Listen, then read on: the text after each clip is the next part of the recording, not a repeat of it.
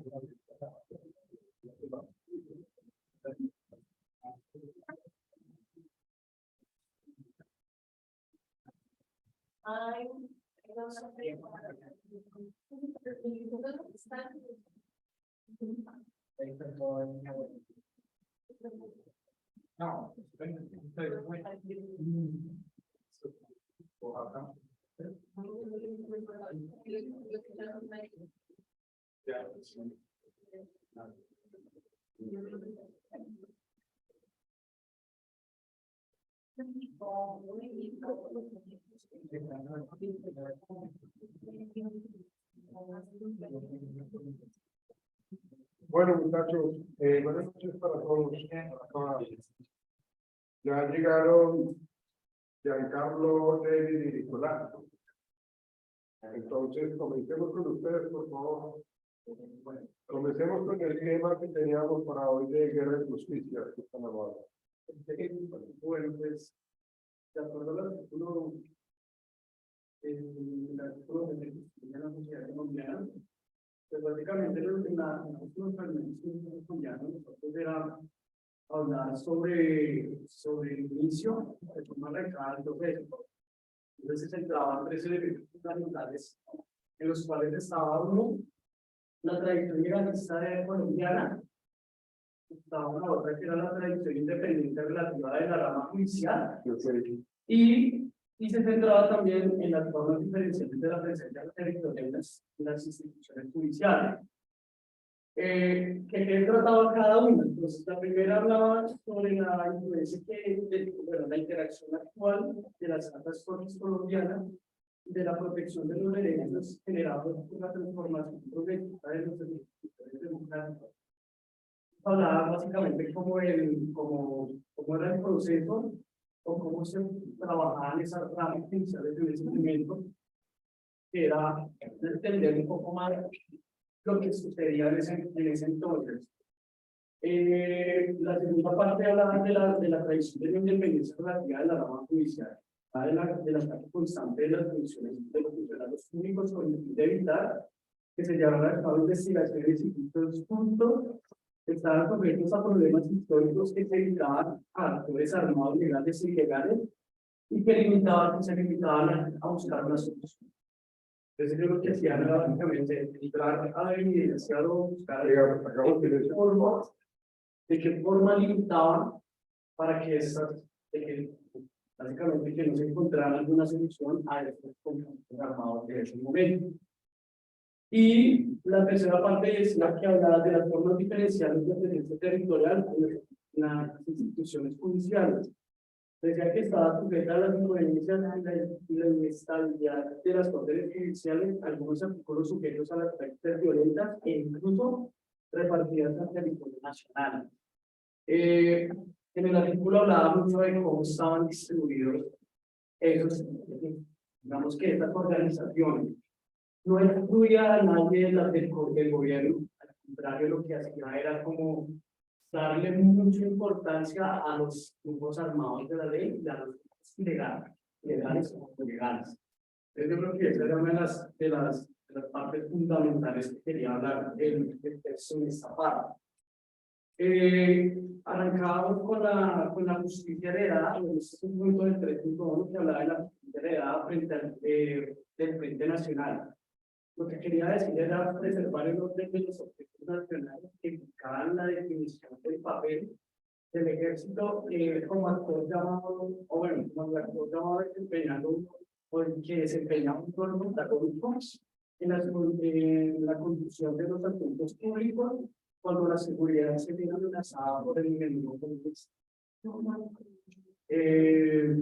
Por otra parte, también hablaba del Frente Nacional, el cual buscaba tácticas militares con el fin de dar una continuidad al conflicto armado y obviamente darle muchísima importancia en ese momento a los partidos políticos que había en el momento, que eran los que prácticamente gobernaban y daban fe de que la guerra sí estaba presente.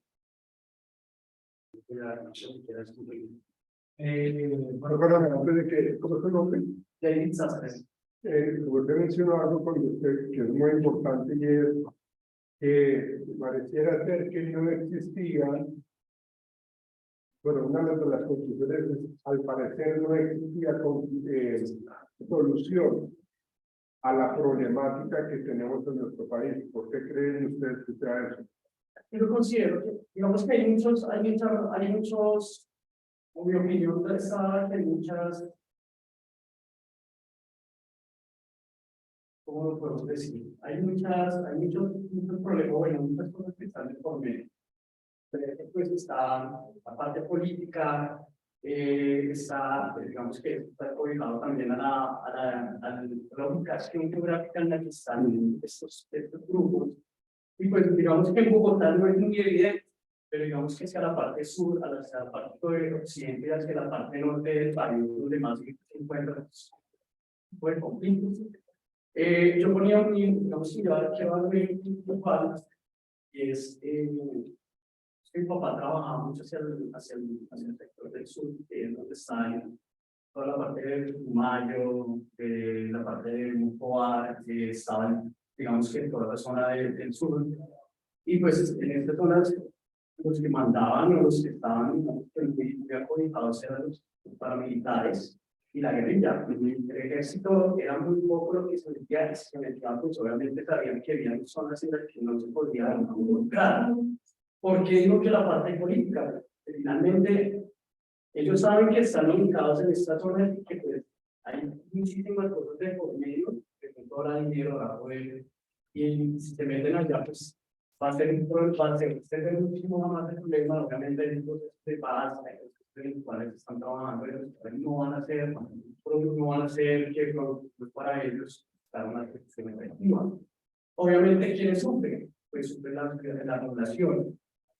Y también tuve la experiencia de hablar con un ingeniero que trabajaba hacia el lado del llano. Estamos hablando en Arauca. Yo trabajo pues, con el sector de la construcción. Y él me decía que para esas zonas es muy difícil trabajar. La vulnerabilidad que se maneja con la gente es muy difícil.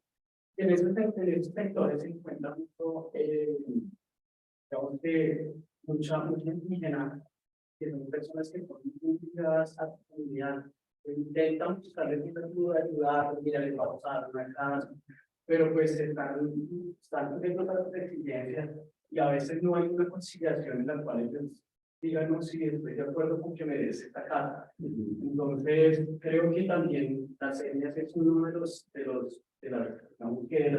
condiciones también a las que se pueda dar una condición. De hecho, sí, lo has explicado bien, David, con respecto a esa mala distribución, a esa justicia heredada, ¿no? Bueno, justicia entre comillas, ¿no? Pues porque la justicia heredada nos dice que viene de toda una historia ancestral de nuestros partidos políticos. Siempre ha habido la dificultad latente entre el gobierno y el conflicto por los grupos al margen de la ley.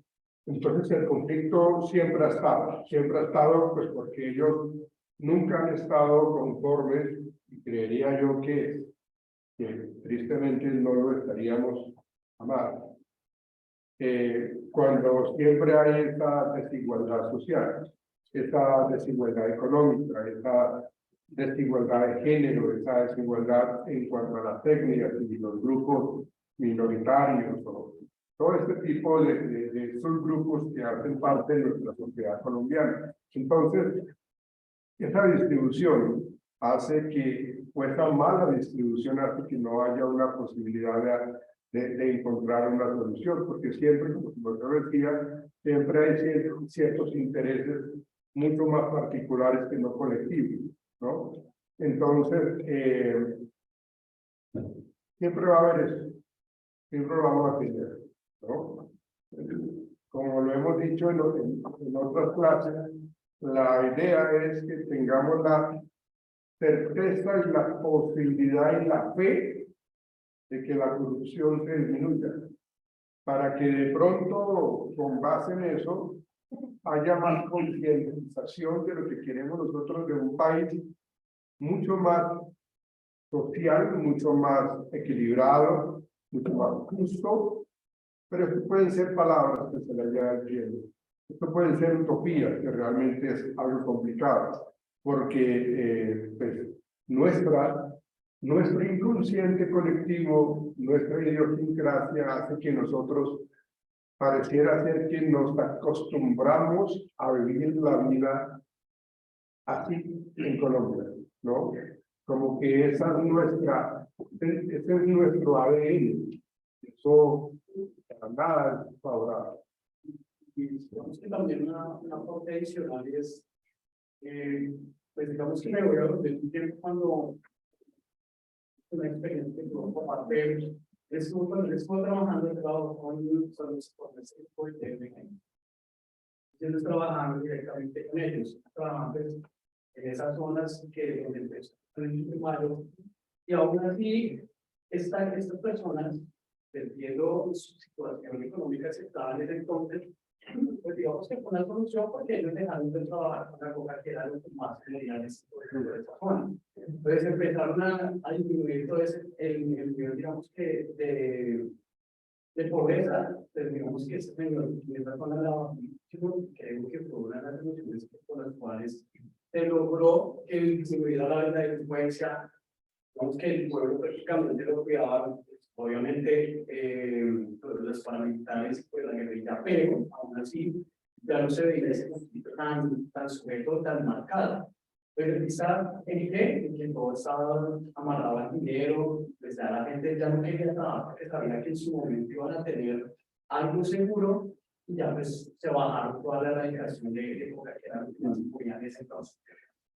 Entonces se cae este grupo esta organización y pues que otra vez la gente por la delincuencia, volver otra vez al secuestro, volver a cultivar. Y creo que fue uno de los temas pilares que llevó a que volviera otra vez a reactivarse pues todo este tema de la guerra y otra vez pues el conflicto armado. Pues creo que también es un ejemplo para dar de lo que se ha podido presentar durante el tiempo.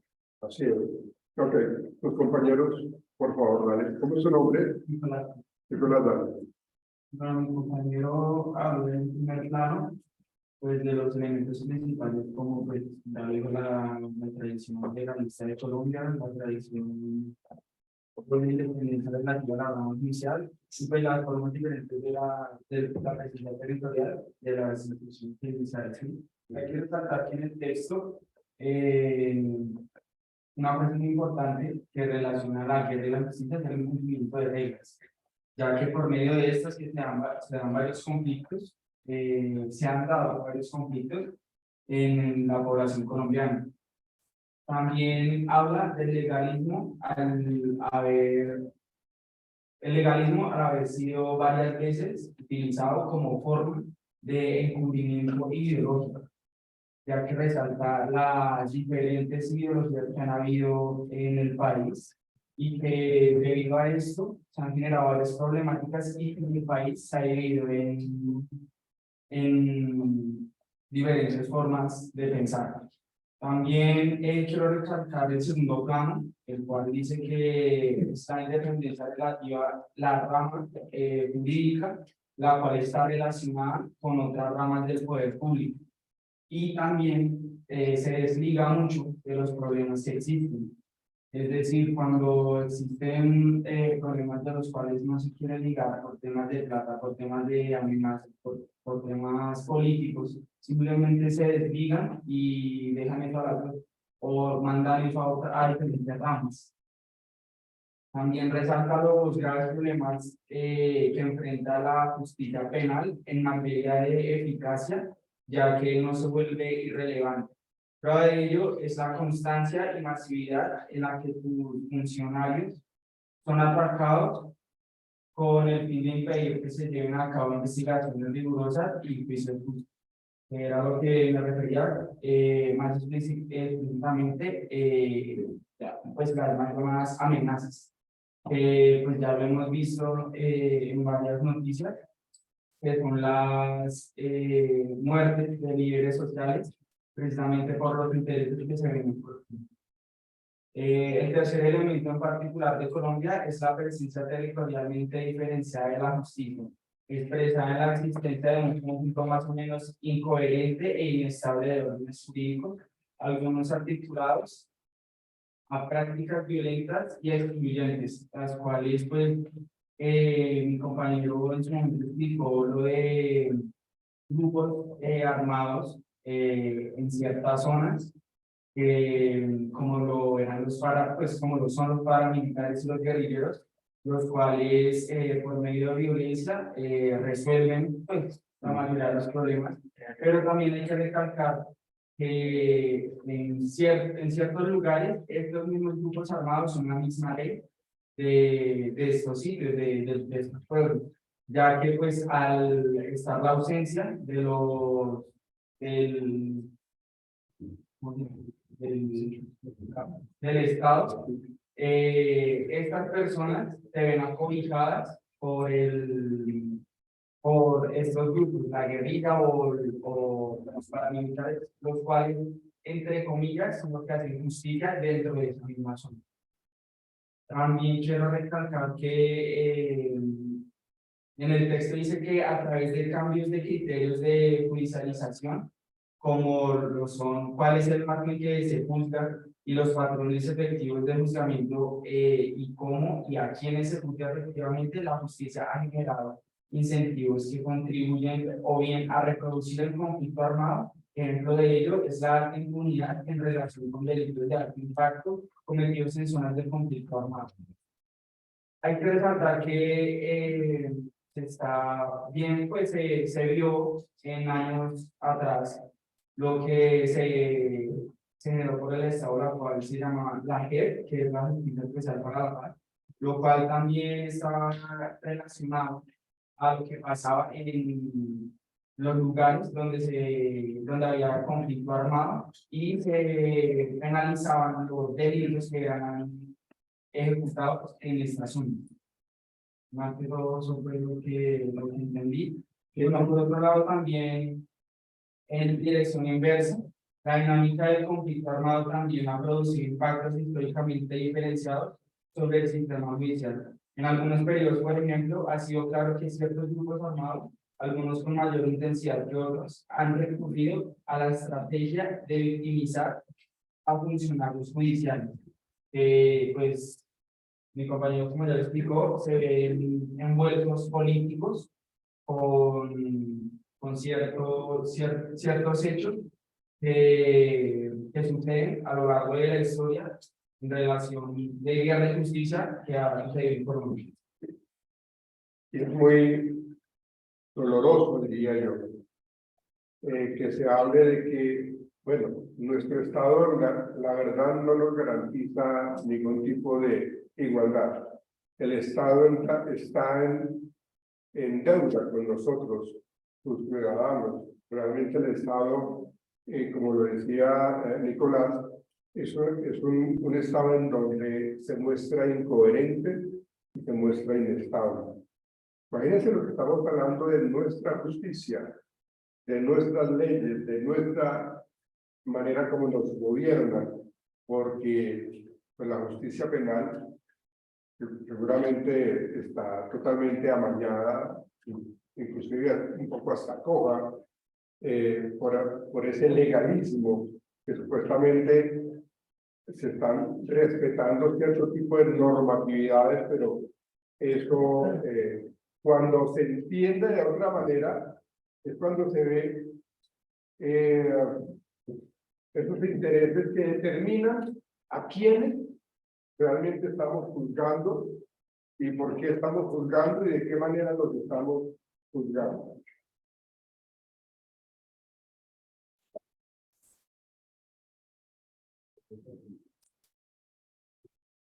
Entonces,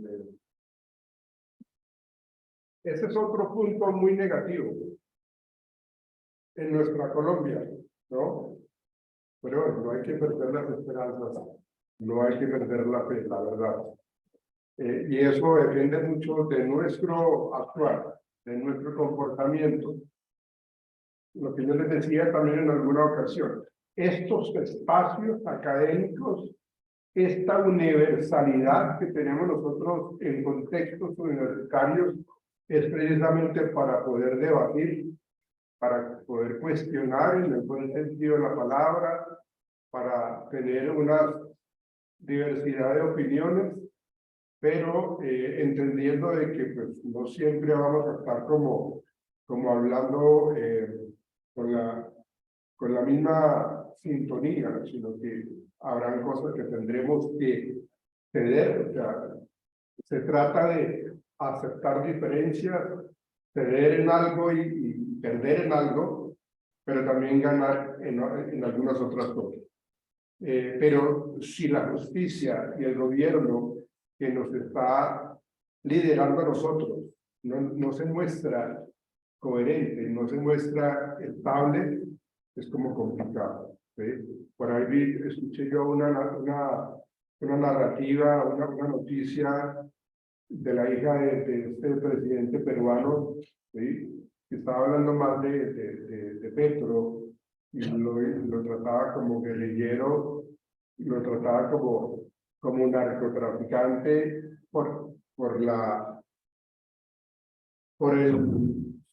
hoja de vida que él tiene en el pasado, ¿no? Ustedes saben que él fue guerrillero, él estuvo en las listas del M-19 y bueno, todo este tema, y ya todos conocemos. Pero yo supongo que eso es lo que determina qué tan incoherente, qué tan inestable es nuestro país.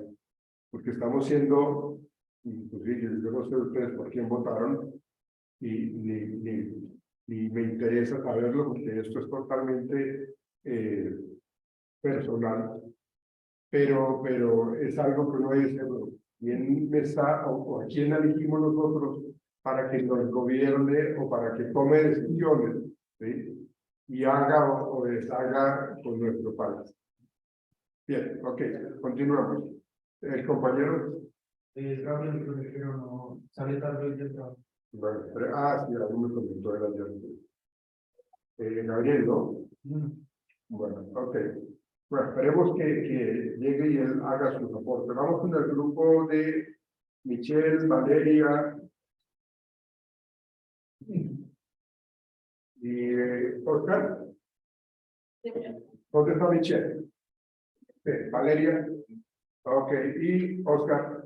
Para que comiencen, por favor.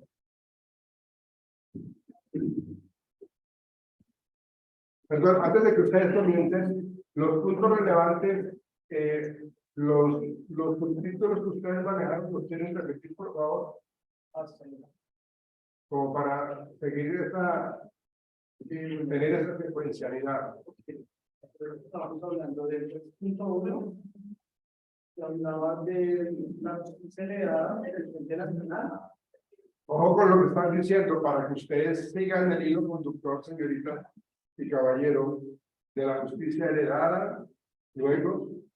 El 3.1.1, una justicia penal, y la institución criminal y la justicia, o sea, 13, Okay. y hablábamos del 3.1, el tratamiento judicial de delito político, y ya pues sería el 3.2.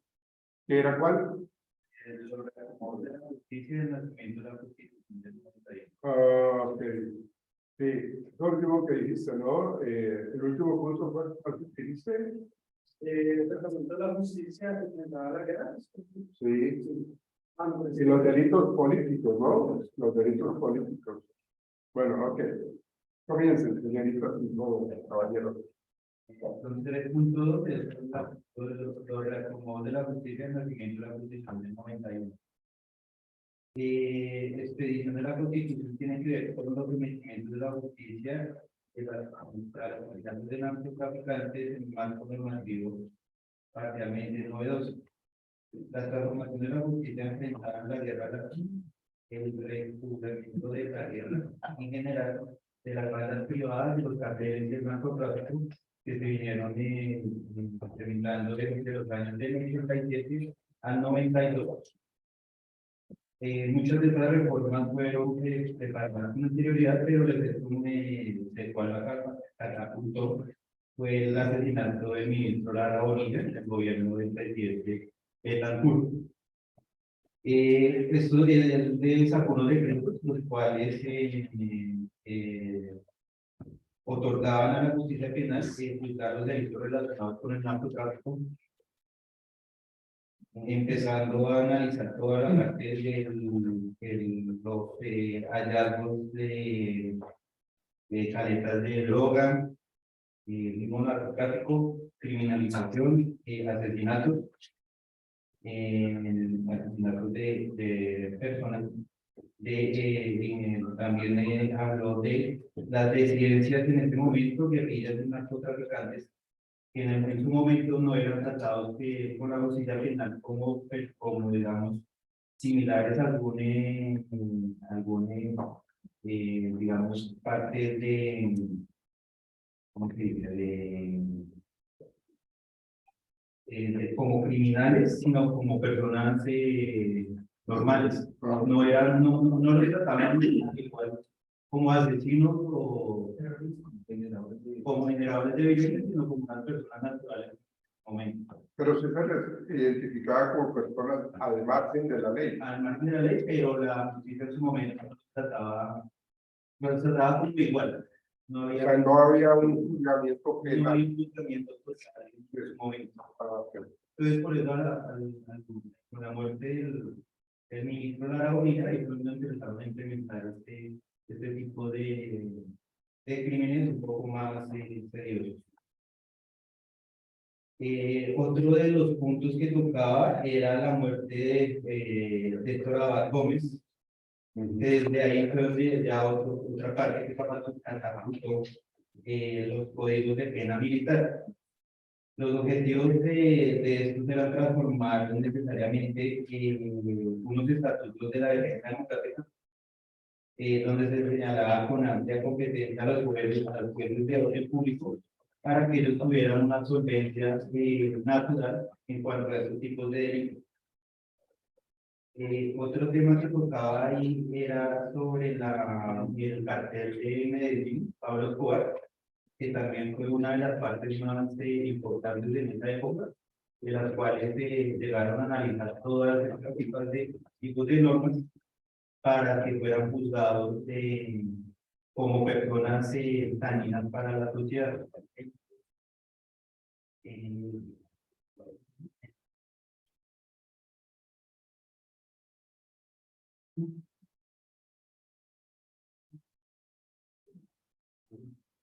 Yo pienso que el Estado, el gobierno, no tuvo otro remedio, no tuvo otra salida que pues, a hacer eso y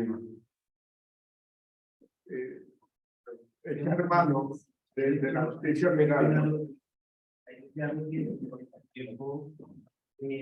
La justicia era de mano dura. Ellos, en el inicio de esta, digamos, contra esta guerra, ellos eran armas contra armas, no eran la parte judicial ni el juez para poder, digamos, llevar a la cárcel a estos variantes, sino que ellos tenían una motivación de que esta guerra la acababan era con armas.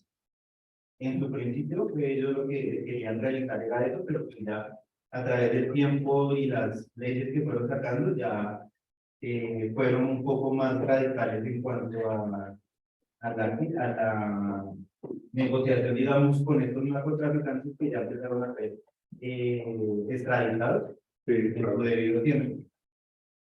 Pero esa parte, como que esa estrategia que quiso o ha querido implementar el gobierno de sentarse a negociar con la guerrilla, de sentarse a negociar con el narcotráfico, realmente fue una necesidad imperiosa que se tuvo que asumir, precisamente porque el gobierno, el Estado estaba perdiendo. Estábamos perdiendo, o sea, todo lo que se ha mencionado con respecto al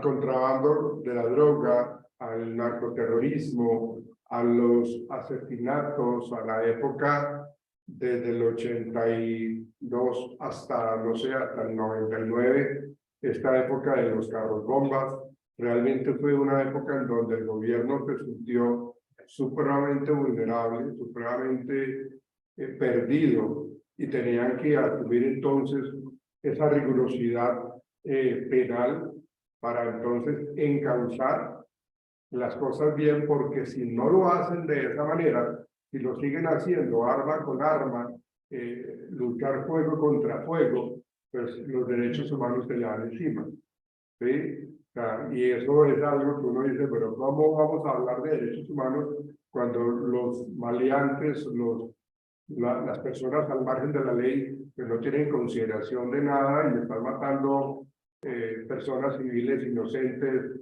o militares, lo que sea, pero ellos sí no les duele la mano para colocar esos carros bombas? Entonces, ¿cómo es que se está hablando de los derechos humanos?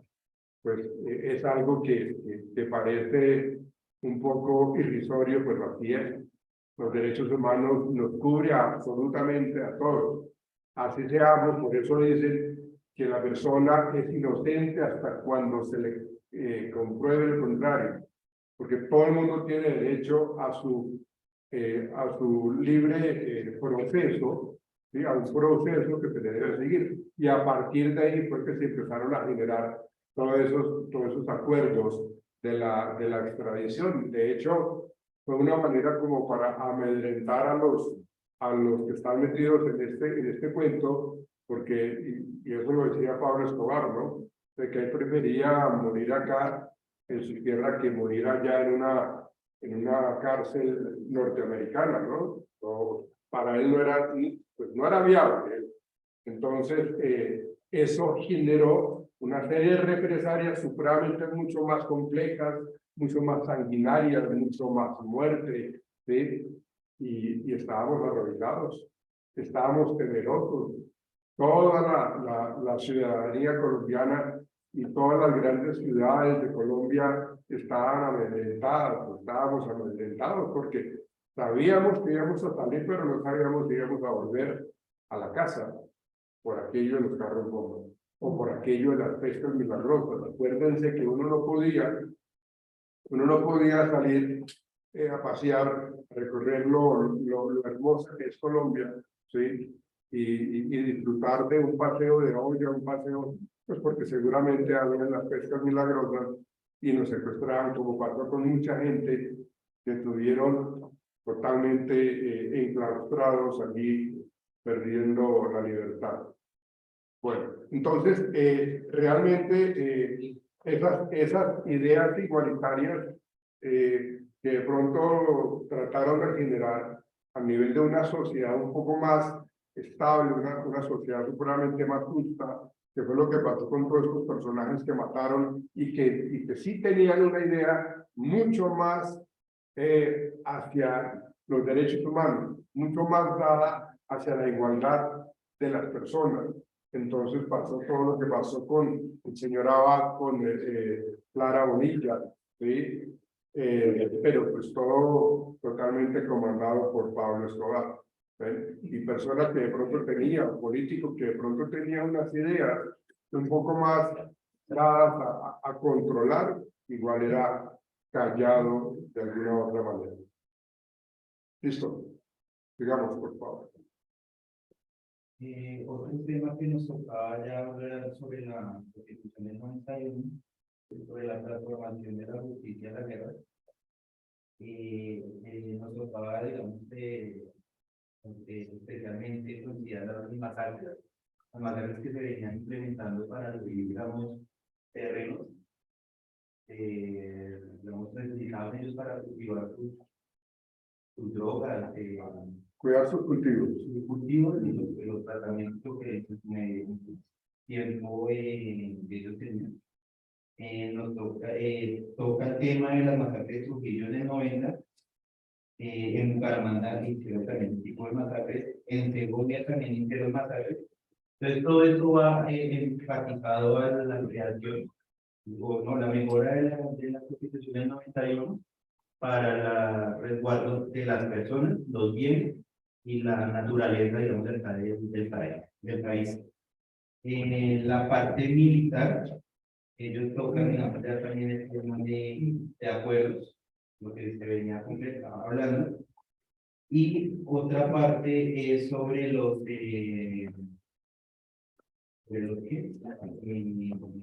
procesos que ellos estaban, los procesos judiciales, que hacia abril del 90 al 69%, los 69% de los procesos se pagaban sus penas en cárcel. El 74% de estos procesos eran juzgados por orden público, eran por fabricación y tráfico de armas, municiones, utilización ilegal de uniforme insignia, amenazas a personas o familiares. Sobre el 15% de estos procesos desconocidos en su única instancia eran relacionados con delitos de terrorismo.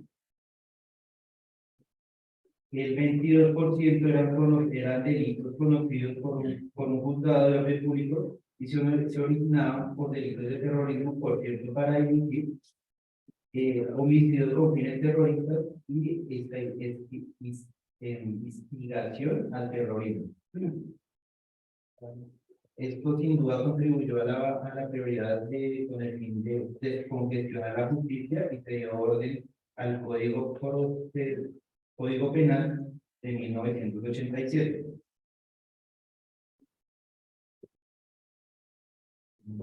Ahí tiene.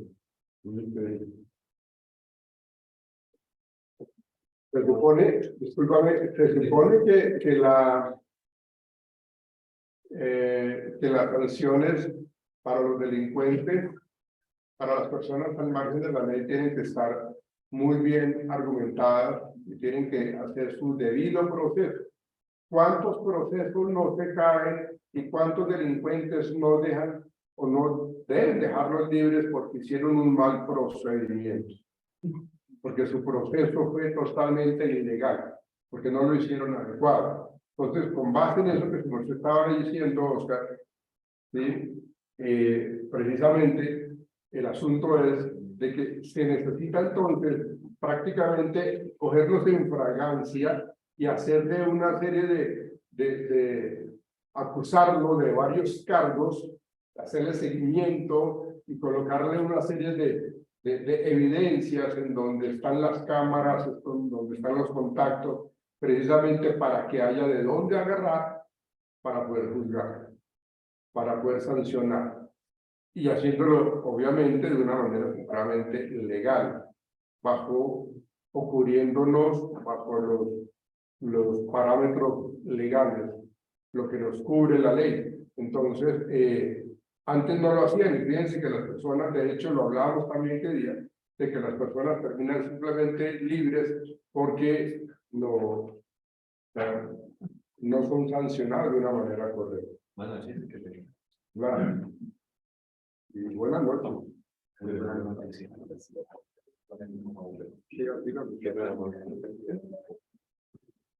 Listo, entonces, por eso se tenía que hacer todo ese proceso un poco más dispendioso, pero más seguro para poder lograr los objetivos de poder incriminar, no, sancionar a las personas al margen de la ley. Diga, Oscar, por favor, o los compañeros, bueno, tú, por favor. Bueno, ¿Tu nombre es? Michelle. Michelle, gracias. Bueno, te comentaba que la Constitución del 91 un esfuerzo de paz y democracia. La constituyente fue un proceso civil, nació al rechazo de las armas y convenció de que las instituciones podrían ser modificadas para evitar la guerra. Cabe agregar que la violencia de los carteles de droga fueron factores detonantes del movimiento de la constituyente. El régimen político tenía serias limitaciones e inclusión en este tema. De que no se hubiese presentado la guerra, pues el tema de la historia sería completamente distinto. La historia de Colombia sería totalmente diferente. Correcto. Bueno, pese a ser concebida como un tratado de paz, la constituyente fue dirigida a modificar las estructuras en las que se afianzaba la violencia, y también un tema que se trataba en el texto era que guardó silencio la constituyente en torno a las medidas a las que se enfrentaba la violencia. Y también por eso, por el que guardó silencio, terminó inventando varias garantías procesales. Sí, claro. Guardó silencio porque no sabía cómo actuar, en últimas. Bueno, también se hablaba de una estrategia de sometimiento por parte del gobierno del presidente Gaviria, y que desarrolló como todos los temas procesales derivados de las guerras de los grandes carteles de la droga. Muchachos.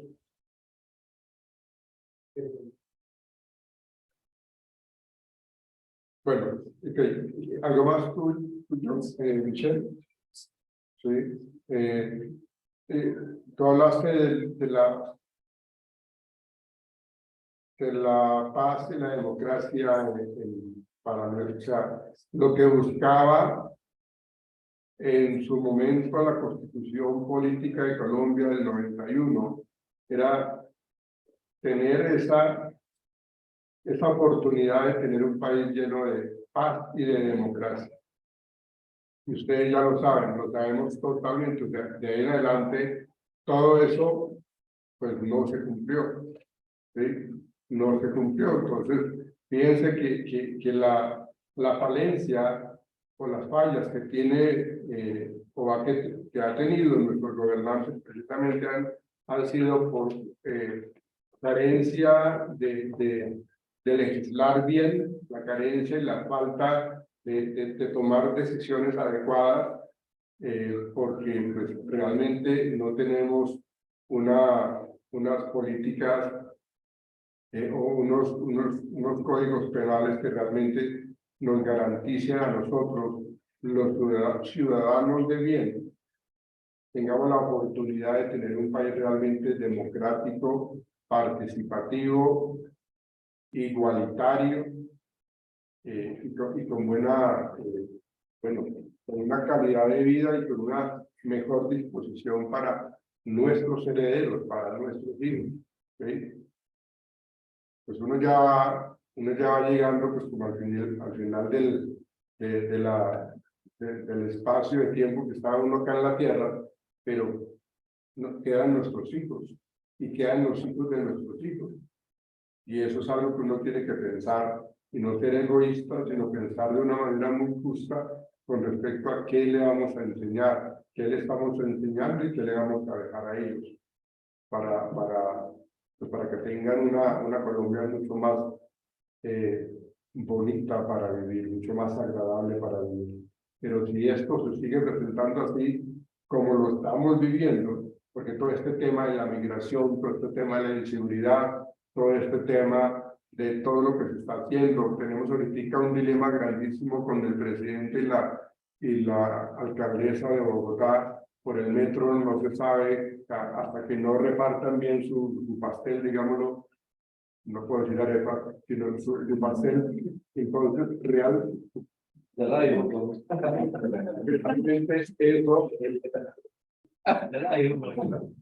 realmente eso genera pues como situaciones supremamente complejas, ¿ven? Porque realmente ¿qué es lo que le vamos a dejar a nuestros nietos en el caso mío, ¿no? Bien, compañera, por favor.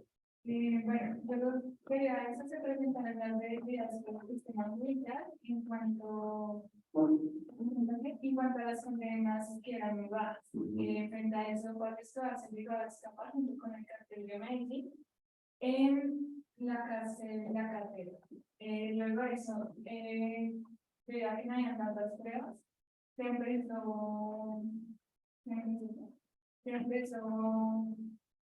bueno, el operativo que se llamaba Bloque de Búsqueda, donde después de eso se inició la investigación, donde hubieron varias partes de investigadores y gracias a eso se creó una tribuna especial para las investigaciones, ya que lleva tantas muertes. Ahora sí entra el anonimato de estos personas. Y más adelante, también hay gente que nos iban a extraditar a los narcotraficantes de una ley que sacaron, que era si eran prácticamente colombianos, no los extraditaban, pero si eran de otros países, los extraditaban. Y ahí fue cuando pues nadie está de acuerdo. Ya, ok. Bueno, eso fue toda una cortina de humo, ¿no? Todo la cátedra, la cárcel de Pablo Escobar, ¿no? El estar allá supuestamente encerrado, pero eso fue una cortina de humo como para tener contento o supuestamente contento al gobierno o a la sociedad colombiana. Es una persona que tiene tantos privilegios, que entra y sale, que tiene constantemente visitas, que tiene rumbas allá adentro en la catedral. O sea, eso solamente se vive acá en Colombia, ¿no? O sea, Por eso ellos no querían ser extraditados, porque allá sí el régimen es supremamente más autoritario y la sanción se da porque no hay visibilidad de corrupción. No estoy diciendo que no la haya, pero allá de pronto se cumple un poco más a cabalidad las leyes. Entonces, esa cortina de humo pues fue algo que hizo que ahora Colombia como un payaso a los gobernantes, el hazmerreír de todo Sudamérica, de todos los contextos que de pronto conocieron la historia, precisamente por eso, porque estábamos hablando de cómo es posible que la persona más peligrosa del mundo, la persona más buscada del mundo, porque Pablo Escobar llegó a ser esa persona como el narcotraficante más reconocido a nivel mundial, por todas sus barbaries, tenga una cárcel en esas condiciones, ¿no? Tenga absolutamente todo eso. Entonces, quedamos supremamente mal. Es algo increíble. Pero, obviamente, dentro de todo ese andamiaje, pues más de uno de los políticos y altos mandos militares, pues recibieron una tajada precisamente para poder acceder Pablo Escobar a sus beneficios, a sus privilegios, ¿no?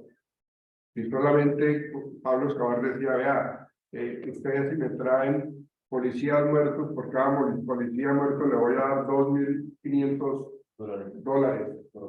por oficial, ¿sí? ¿No? Y entre más alto el rango, más plata recibía. Entonces, imagínate, no, imagínate, eso es tenaz, ¿no? Entonces, realmente fue algo que Colombia en su momento, por Pablo Escobar y toda esta época de guerra y de mortalidad, Colombia fue el hazmerreír de muchas partes del mundo, precisamente por eso. Por eso la gente no venía acá. También. Estábamos subiendo. ¿Algo más, señorita? Bien, ok, gracias. Vamos con Santiago, Ana María y María Angélica. ¿Sí? Ah, bueno, entonces dale. ¿Tú tienes ustedes?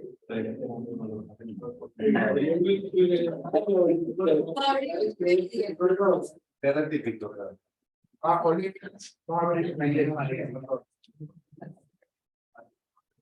Diga, por favor. Pues, en nuestro caso, pues, Lo breve.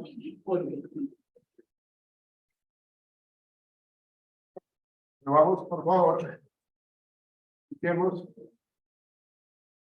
básicamente se hablaba de que en las últimas décadas se ha tenido, pues, bastantes rupturas, continuidades con los periodos de paz, por ejemplo, pues, grupos armados de la ley, como lo es tanto las guerrillas como también los paramilitares. Se dejaba entrever en el texto Muchachos. que, digamos, el parlamentarismo siempre tuvo como un apoyo por parte del Estado, digamos así. Se hablaba también ya de que en 1997 hubo un cambio pues bastante, digamos así, como visible en cuanto al tema de guerrillas, porque no lo conocía. Antes del 97, los asesinatos que cometían los guerrilleros en combate hacia los soldados, estos no eran como vistos por el Estado, eran vistos como un crimen, pero después del 97 se abordó esa ley, que yo debería ver todos y cada uno de las bajas de combate como si fueran ya delitos, pues. Sí. En ese tiempo lo que se veía digamos, con respecto al tema de la guerrilla era que la guerrilla era tratada de cierto modo tenía un tratamiento especial. Todos los actos que ellos generaban gracias a que digamos que estaban en una contradicción con el Estado se entendía como un crimen político. Ese tema de que ellos manejaron digamos que esa categorización hacía que muchos de los actos que ellos generaban frente a cuando se generaba un intercambio con el ejército, no pudieran ser juzgados como delitos de terrorismo o digamos que delitos de lesa humanidad. De cierto modo, lo que empieza a hacer la Corte Suprema es empezar a juzgar, digamos que a poner la balanza un poco más como estable, como más ajustada, y empieza a hacer que este grupo armado empieza a pasar por unos juzgamientos, digamos, un poco más fuertes. Sin embargo, la Constitución o las leyes colombianas estaban ajustadas para que esto no pasara así. Entonces, ¿qué hace la Corte Suprema? La Corte Suprema empieza a hacer como, digamos, yo lo vi como si fuera una estrategia de parte de ellos, donde empieza a juzgarlo por crímenes como de concierto para delinquir.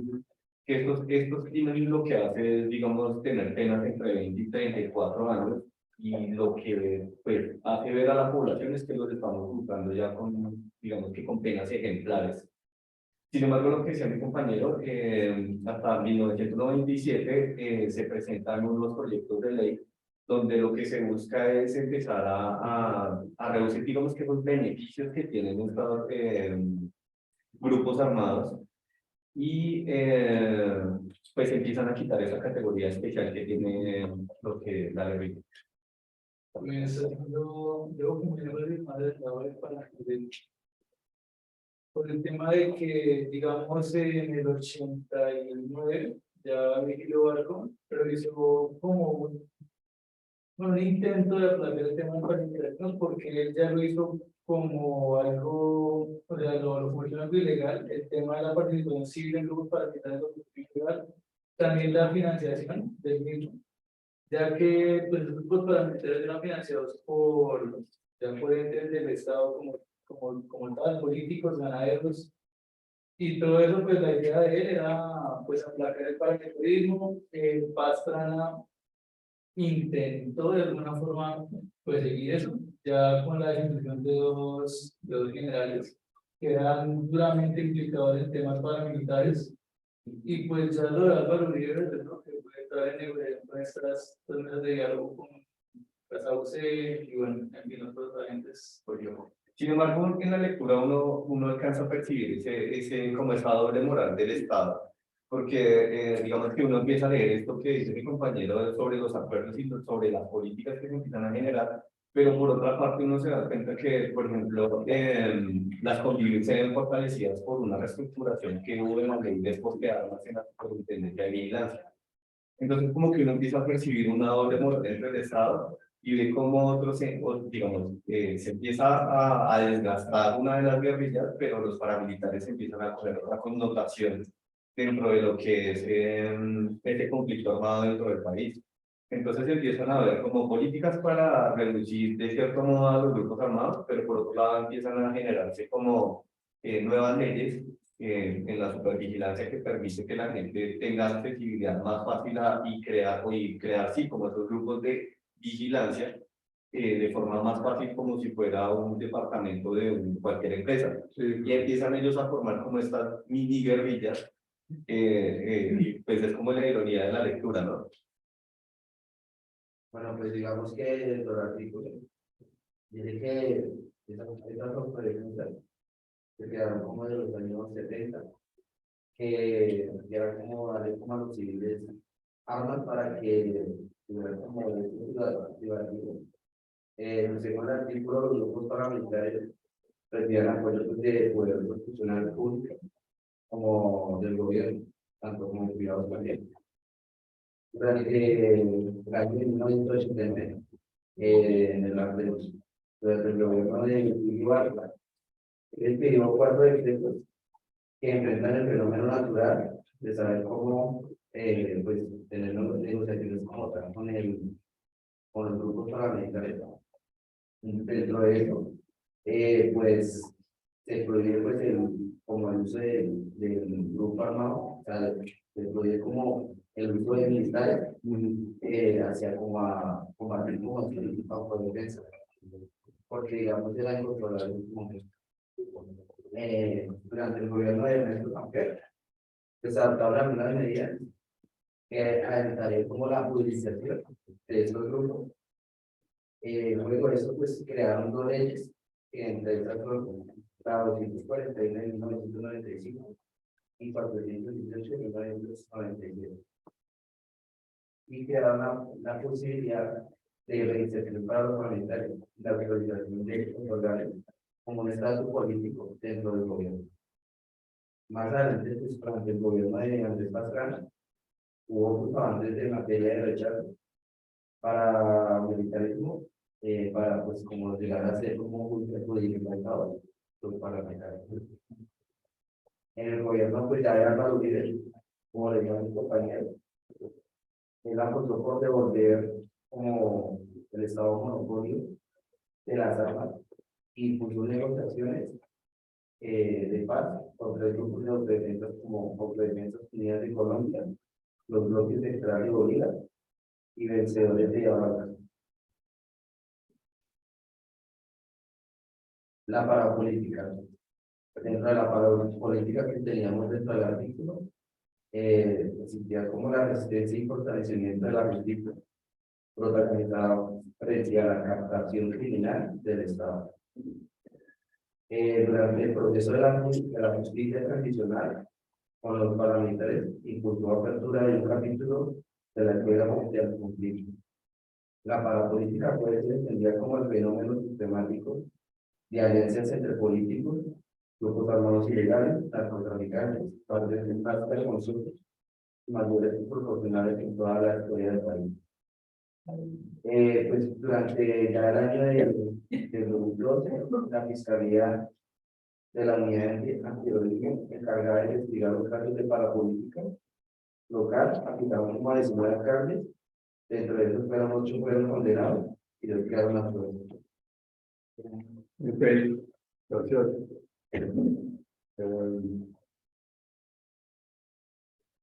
Claro que decía sobre usted, ¿no, Oscar? Cuando nos hablaba de la manera como se enfrentaba y que era más guerra con arma, ¿no? Enfrentar la guerrilla, el narcotráfico, con eso mismo, ¿no? Con la muerte, con armamentismo y toda esa cuestión. Claro que como usted mencionaba, eso están como reafirmando. Pero entonces empezaron a hablar de las autodefensas como para poder, y lo que se nos dice es muy cierto, o sea, cómo estamos cuestionando algo que no está bien, pero por el otro lado lo estamos como legalizando, ¿no? Lo estamos formando. Entonces esa doble moral es muy evidente en cada una de la época de nuestro país. Listo, gracias. Vamos con el siguiente. ¿Quiénes son? ¿Quiénes continúan? Ok, entonces. ¿Tú eres? Ana María, eres tú. Ana María, sí. Vale, sí. ¿Y quién va a estar? También. Ana. No, yo. Bueno, a nosotros nos correspondió recuperar el 3.3.4 y el numeral 3.5. En el numeral 3.3.4 Vamos terminando fácil. nos habla de la parapolítica, el fortalecimiento y la resistencia de la captación criminal del Estado, en donde básicamente nos están, en este pedazo de texto nos están estableciendo, nos están informando de que la parapolítica es un sistema dado por el gobierno y grupos criminales o narcotraficantes.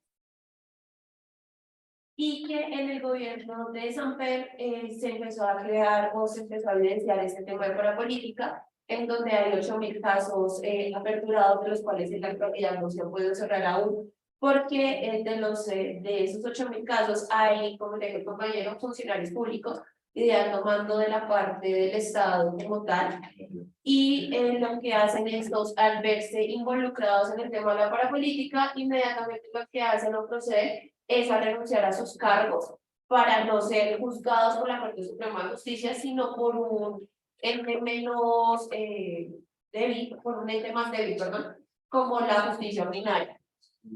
Entonces, en este caso, básicamente son casos que han quedado impunes, algunos, hay otros que efectivamente sí han tenido la suficiente fortaleza para decir sí lo hice y aceptan todos los cargos debidos, pero también hacer un arreglo con la justicia por aceptar cargos. Dentro de esto, en el año, del año 2006 al año 2012 fue cuando explotó básicamente el tema de la parapolítica, ya que se evidenció de tres formas. Uno, por una investigación de Claudia López, no me acuerdo el otro apellido, pero no era alcaldesa, en donde se evidenció a través de una investigación de los sistemas informáticos, todo el sistema del Estado, que había nexos con narcotraficantes y grupos al margen de la ley para el tema de la protección de las propiedades de los mismos gobernantes o alcaldes elegidos por el pueblo. La segunda fase con la que se entró a evidenciar fue por una denuncia que hizo en ese momento el senador Gustavo Petro, que ahorita es el actual presidente, en donde hizo una denuncia de forma pública dentro de una sesión en la Cámara del Senado y dio esta información. Y la tercera fue ya bajo estas dos prevesas que tuvo el público, exigió a la Corte Suprema de Justicia entrar a validar y verificar que todos los que fueran elegidos efectivamente para ese periodo no tuvieran nexos, en donde se encontró pues una gran mayoría como tal. Dentro de esto se han encontrado varias falencias por parte de la justicia, ya que la Corte Constitucional entró a tener fuerza a través de la sentencia 370, ya que esta empezó a derogar la ley de justicia y paz que tenía antes el país, en donde el criminal básicamente confesaba, hacía una sanción social y ya, se liberaba de todos sus cargos. Ya con esta sentencia, inmediatamente se procede a hacer investigación y a adjudicarle temas judiciales y empezar a hacer históricos dentro de sus cargos públicos en donde pueden ser destituidos y todo el tema. Pero aún siguen habiendo falencias por el tema ya mencionado anteriormente, que se puede cualquier funcionario destituir de su cargo para evitar ser juzgado por la Corte Suprema de Justicia, que es como la ley más severa que tenemos ahorita en la actualidad.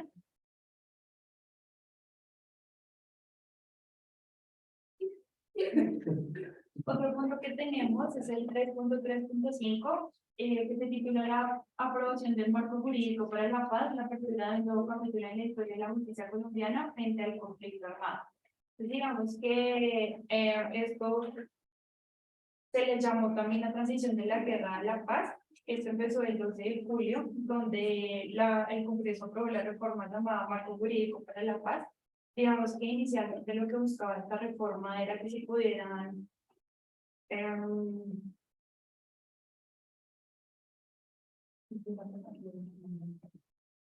juzgar todos los delitos de lesa humanidad, pero digamos que con esto pues, también buscaba la desmovilización de todos los guerrilleros. Digamos que para que esto se pudiera dar, ellos, pues digamos que en parte para poder reconocer a las víctimas y saber, digamos que toda la verdad, que también eso generó la Comisión de la Verdad, que era para que asimismo todas las personas que se quisieran desmovilizar, pues digamos que dieran información sobre personas secuestradas, sobre genocidios y todo, sobre, digamos que todo el tipo de acciones que ellos tomaban cuando estaban ejerciendo. Lo que ellos les ofrecían a ellos de a cambio de la verdad para poder ellos denunciarla era que pues si ellos se desmovilizaban, ellos les iban a dar ciertos beneficios en el momento de ser juzgados. Entonces lo que ellos les pedían, digamos que lo que le exigían a la gente que se quería desmovilizar, era inicialmente que ellos dejaran las armas, reconocieran la responsabilidad de lo que ellos habían hecho, cooperaran a la reparación de víctimas, dieran información para la liberación de secuestrados y desvincularan o ayudaran a desvincular menores de edad de sus fuerzas armadas. Entonces, digamos que esto respondió como a lo que nosotros veníamos haciendo de manera tradicional, como a las necesidades que nosotros en ese momento como país teníamos ante esa situación de guerra.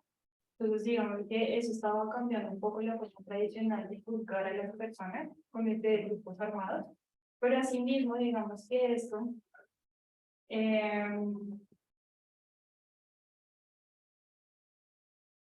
hizo que la implementación de esto, la Corte Constitucional lo determinara como inconstitucional. Entonces, esto lo que generó es que en el 2010, bajo la ley 1424, se generó una ley de acuerdos de contribución, donde digamos que cogían esta idea inicial y la modificaban para que fuera un poquito, o se tomara como constitucional. Entonces, esto lo que incluyó fue que los máximos jefes de grupos graduados no pueden acceder a los beneficios ofrecidos por el Estado para las personas que se desmovilizaran. Bueno, esto se generó y por lo mismo, porque por las necesidades que, digamos, que empezaron a surgir con el iniciar el proceso de desmovilización. Digamos que esto fue el punto que no fue partida de la desmovilización de los guerrilleros y que si se cumplen, digamos, que las negociaciones en su momento de La Habana y que la Corte Constitucional determine esta ley como constitucional, sería el primer paso para el país, para la desmovilización y para que lleguemos a un acuerdo de paz. Bien, ok, gracias. Empecemos con mi compañero. Liliana, Ana, La verdad no, no sabemos bien. Bueno, vamos con Gabriel, Javier y Rosy. Gabriel, Ana. Javier, ¿cómo? Compañeros no vinieron. ¿Lo asumes por usted? Sí. Vale. Esa es la actitud, hermano. Pantallar ayer, hermano. Bueno, a mí me tocó el 3.3, que es sobre el sistema judicial en el marco de conflicto armado de la última hipoteca. Pues en los últimos 20 años de la justicia de resolución de conflictos, Por favor, hagan silencio. A ver. Ya, qué pena. en el mandato del presidente César Gaviria en 1991, pues porque como todos sabemos, pues nosotros dependemos mucho de la ayuda de Estados Unidos para el tema del narcotráfico y todo eso. Entonces, pues, nuestras fuerzas militares estaban cometiendo muchos actos como en contra del pueblo. Entonces se creó como una constitución, como fue el cambio de constitución de 1991, entonces se creó como una ley para poder dar esclarecimiento de esos conflictos hechos por el Estado, por las fuerzas militares del Estado, bien sea policía o ejército.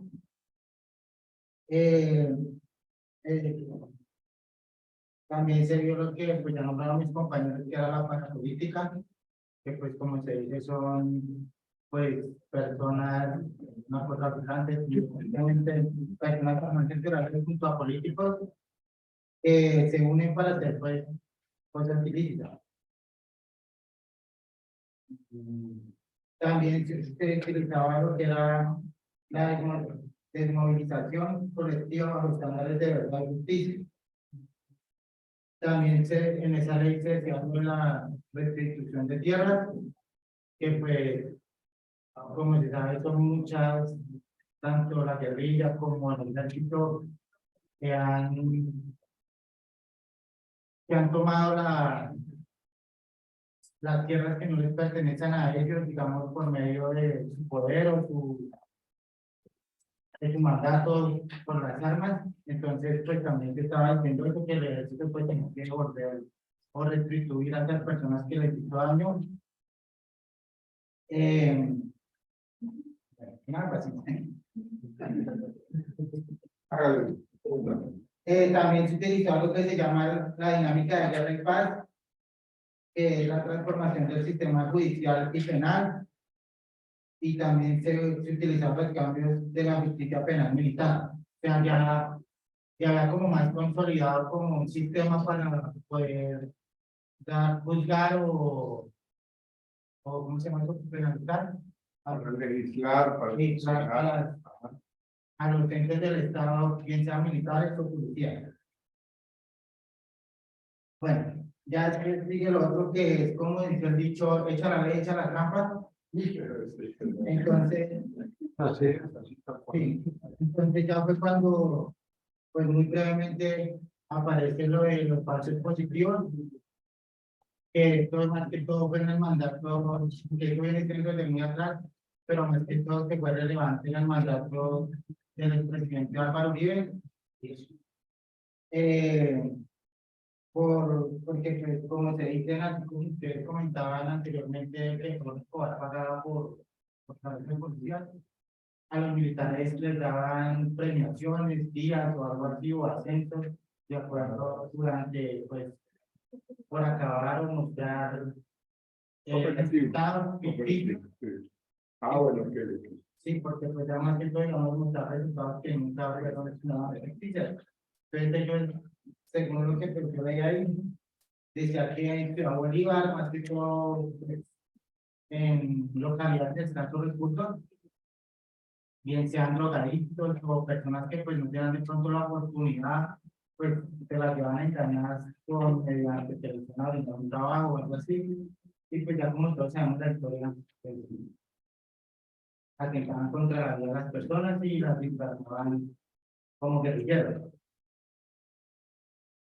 También muestran de que, digamos, un ejemplo en el texto de muchos atentados que hizo el gobierno, uno pues de los más relevantes que creo que fue como más de los de relevancia, o pues aunque todos son porque son relevantes porque fueron personas que perdieron su vida, pero uno de los que más como que estuvo fue el de Ojalá, que fue un crimen muy atroz, y pues que hasta el momento pues no se esclareció, a pesar de que han pasado los años, no se esclareció bien quiénes fueron los autores intelectuales de los atentados.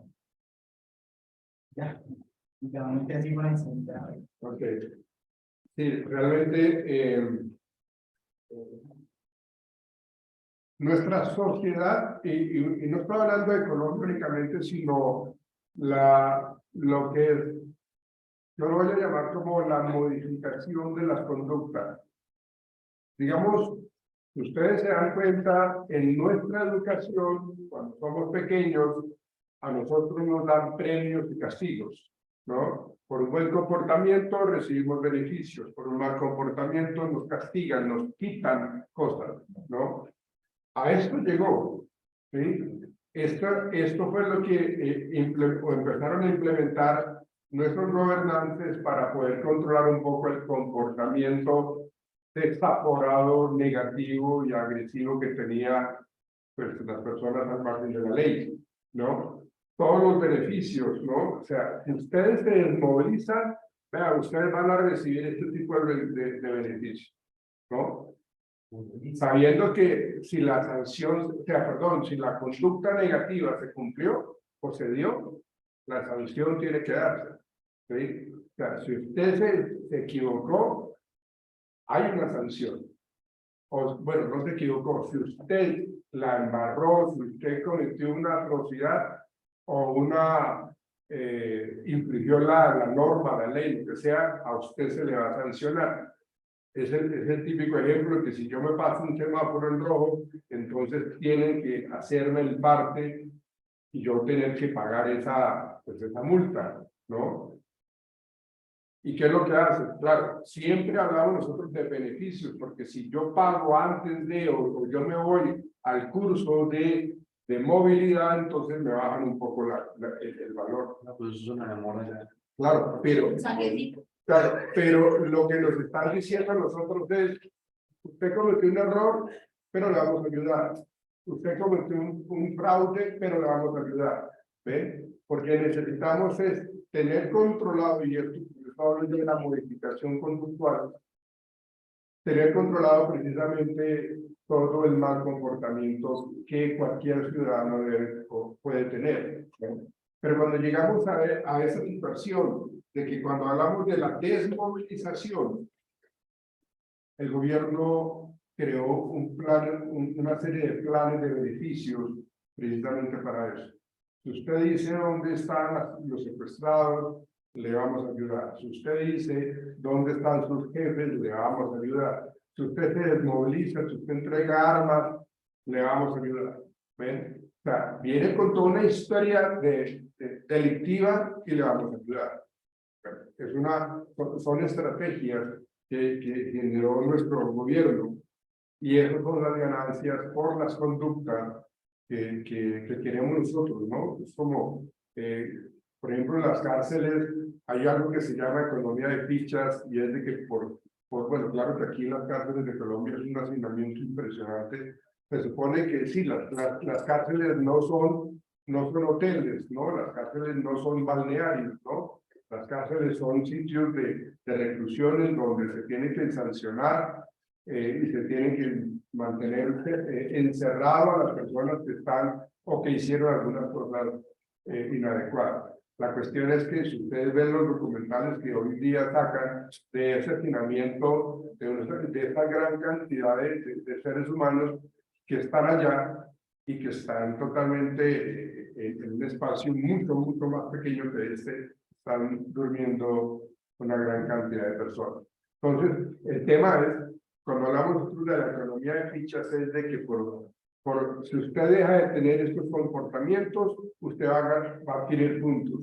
Si usted se comporta de una manera correcta, si usted es respetuoso, si usted espera la fila, si usted bueno, tiene una serie de comportamientos adecuados, usted gana puntos.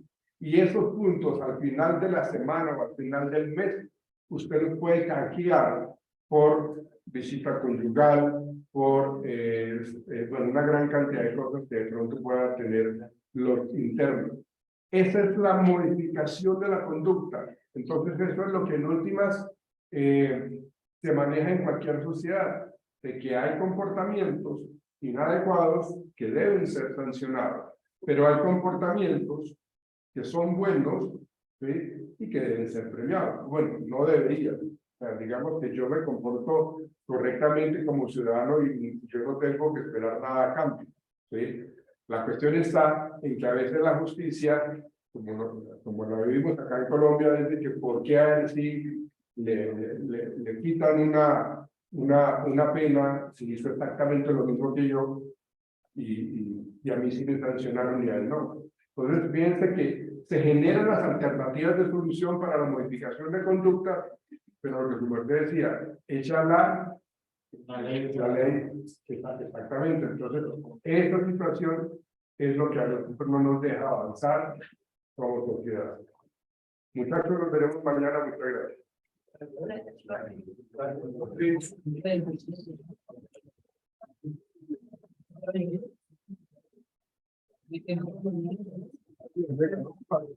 qué